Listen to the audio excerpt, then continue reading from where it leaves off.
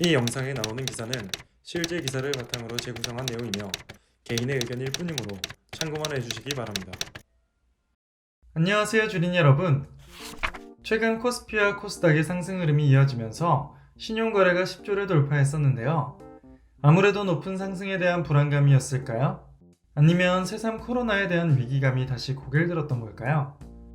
목요일 밤 미국의 장이 크게 요동치면서 다시금 하락의 조짐을 보이고 있습니다.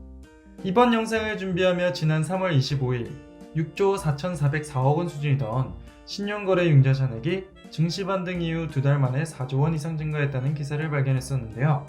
신용거래는 상승장에서 투자자들의 수익을 극대화시켜줄 수 있는 좋은 수단이라고 생각하기 쉽지만 지금처럼 여러 종목들이 빠르게 돌아가며 올라갔던 순환매 구간과 급작스러운 하락장 앞에선 깡통 계좌를 만드는 가장 빠른 길이 될 수도 있겠죠.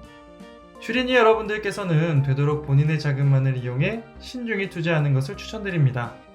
지금과 같은 유동성이 크고 위기감이 고조되는 시기에는 하루하루의 지수를 예측하는 일은 불가능할 뿐만 아니라 어떤 섹터의 주식에서 어떤 소식으로 오르고 내릴지 아무도 알 수 없기 때문입니다. 하지만 개인 투자자 입장에선 하루에도 높은 상승을 보이는 주식들이 눈에 뻔히 보이다 보니까 갈아타고 싶은 마음도 들고 작은 호재에도 이 주식은 오르지 않을까 크게 기대하는 마음이 드는 것도 사실일 텐데요. 설사 때때로 그 예측이 맞더라도 지금과 같은 장에선 단 한 번의 실책이 계좌에 큰 손해를 끼칠 수 있는 만큼 여유를 가지고 투자에 임하는 태도가 그 어느 때보다 필요할 때입니다. 늘 말씀드리듯 내일의 지수를 섣불리 예측하기보다 기업의 가치를 믿는 여러분이 되시길 바라겠습니다. 그럼 오늘의 주제로 넘어가 보도록 하죠. 최근 카타르발 뉴스로 핫한 종목이죠. 바로 조선주입니다.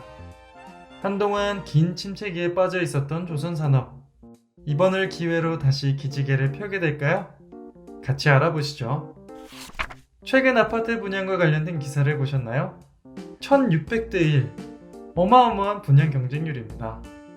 뿐만 아니라 주식시장의 가파른 상승세로 미처 뛰어들지 못했던 자금들이 부동산으로 흘러들어갈 조짐까지 보이고 있는데요. 하지만 요즘에 이런 분양 열기와는 달리 한때 분양에 대한 인기가 너무도 차갑게 얼어붙었던 곳이 있었습니다. 바로 경남 지역이 그곳인데요. 때는 2016년입니다. 당시 경남 지역의 많은 아파트들이 미분양률이 갑자기 급증하기 시작했습니다. 이유는 간단했습니다. 바로 조선업의 불황으로 쪼그라든 소비 심리와 이와 대비되는 과도한 아파트들의 공급으로 인한 일이었죠.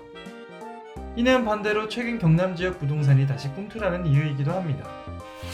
조선업계 빅3로 불리던 현대중공업, 대우조선해양, 삼성중공업은 1990년부터 2010년까지 세계 시장의 70%를 차지하고 있었습니다.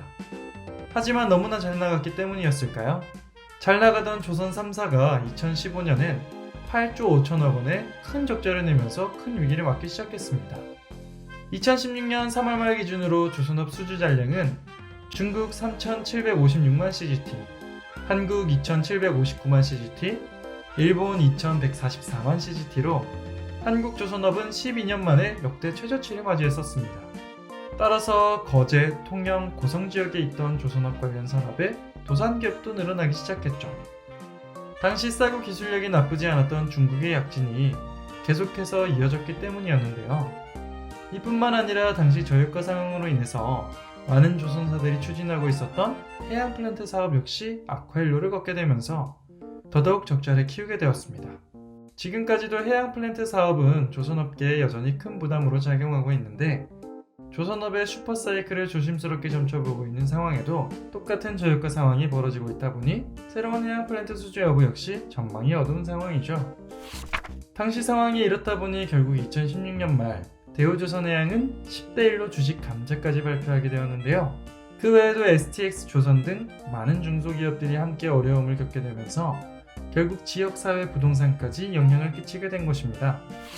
올해 초까지도 선박발주 대부분을 중국에서 독식한 데다 심지어 3조 5천억 규모인 QP의 첫 LNG선 물량까지 중국에 내주면서 기술적 우위를 가지고 있던 LNG선 시장마저 중국에 빼앗기는 게 아니냐는 큰 위기를 맞이했던 한국의 조선업. 다행히 QP로부터 2027년까지 100척 이상의 LNG 운반선 건조를 위한 예약을 최근 따내면서 조선업 산업의 턴어라운드를 기대하는 투자자들이 늘기 시작했습니다. 이미 삼성중공업을 비롯한 조선업 관련 기업들과 철강 기업들까지 주가가 크게 뛰어올랐고 오랜 시간 침체를 겪었던 해당 지역의 부동산 역시 들썩이는 중입니다.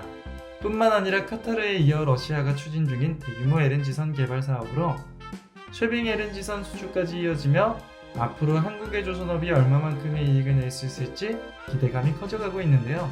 이외에도 프랑스 에너지 기업 토탈이 추진하는 모잠비크 프로젝트, 러시아의 제2차 야말 프로젝트까지 천연가스 자원의 개발이 지속적으로 이뤄지고 있어 LNG선 수요가 당분간 이어질 것으로 전망되고 있습니다.